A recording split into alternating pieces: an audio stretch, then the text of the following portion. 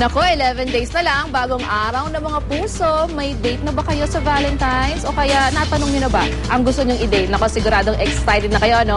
Pero ano nga ba ang do's and don'ts na kailangan tandaan para ma-achieve ang isang masaya, nakakakilig at memorable na Valentine's date? Alamin natin yan. Kasama si Ms. Christina Gomez. Good Hi, morning Lala. po. Good morning. Social editor ng Lifestyle Asia Magazine. Ito na po, simulan na natin. Siyempre, pag yung may date na, ano ba ang dapat forma? Meron po tayong modelo ngayon. Of course. Diba? We have Vanessa and Rex. So sometimes, I think in the beginning, it's good na pag-usapan ninyo kung saan kayo pupunta because at least with that, you can gauge more or less how formal or casual you're actually going to dress.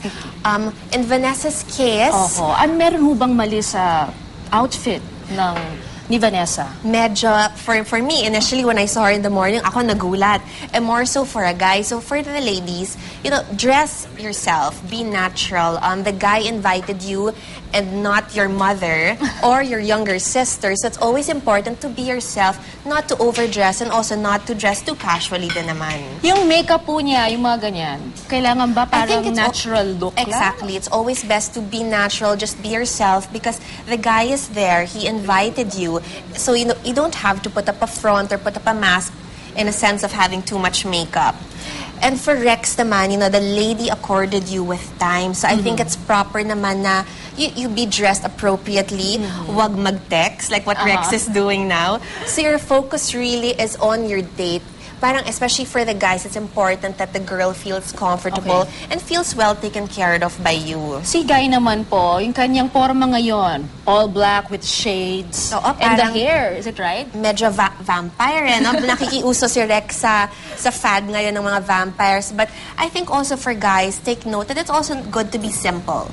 You know, not too much gel. The shades are a big no-no because really with the eyes, you can see how sincere the guy is in terms of your conversations. Kumbaga pwede kayo mag-eye-to-eye. No? Exactly. So, sinasuggest nyo ba na huwag munang magkaroon ng major change? O baka magpa-parlor bigla bago mag-14 yung mga babae at lalaki? Huwag na? Or wag na muna. Or baka magpatis masyadong mukhang peacock. So, you know, nothing like that. Just yourself. Punta naman tayo sa pagkain. Siyempre, iba nako-conscious dyan. Ito, I think they ordered spaghetti. Ano ba ang mga dapat tandaan pag-order at dapat din kainin o paano kumain sa isang date? Right. I think for food, it's always safe to go with pasta. Because at least it's not too messy, it's not too fluffy. I think a big no-no would definitely be crabs or shrimps na baka biglang, you know, things are gonna be flying around the table or you're going to be manipulating throughout the whole table just to eat your food. I think that's a big no-no. And for pasta, although I've always found it to be the safest to eat, definitely not red sauce. Especially for the ladies, baka tumalsik and it's gonna ruin your clothes. So I think this is fine except the red sauce. Meron lang ko isa, yung kasi yung tanong din na iba, ano ba nga yung order ko? Dapat ba yung talagang, kung yung gusto mo, yung iba, naku, konti lang kasi baka sabihin naman niya, ang takaw ko. Paano mo yung mga ganyan? Pag-iisipin mo yung orderin mo. That's right. You know, I was always told na never to go on a date na hungry. Because your focus is really on your date and not naman on your plate. You know, you're there to converse, you're there to get to know the person even more. So really, the date is for you to be there as a listener to your date and not really to focus on your food. So I highly suggest not to be hungry and not to really order anything too extravagant or complicated to eat.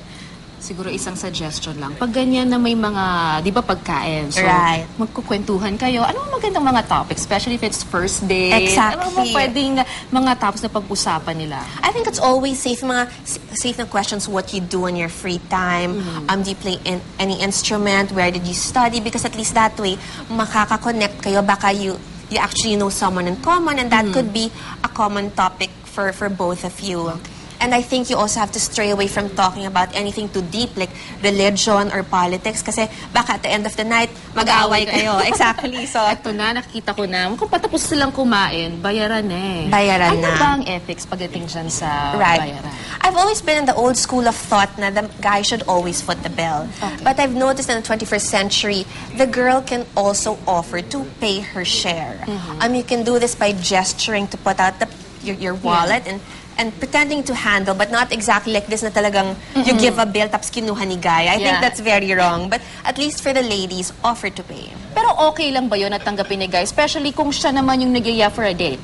Nako, guy, no. Guys. That's a very, very big turn-off because, again, as I've said, you're there to take care of the lady and part of that is actually offering to pay for her share. Wag mo naman parang sabihin, oh, you're here and invite na kita, that's it. Yeah, wag naman ganon. That's not very nice. Sige, Ma'am Christina, meron mo ba tayong ibang tips, lalo na marami na naghahanda dyan sa kanilang date for Malapit Valentine's na, Day? that's right. Yes. Well, I think also it's important to be open-minded.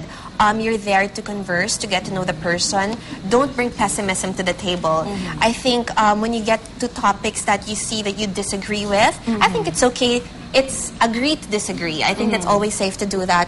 And also, for both the men and the women, look at the nonverbals of the person you're dating.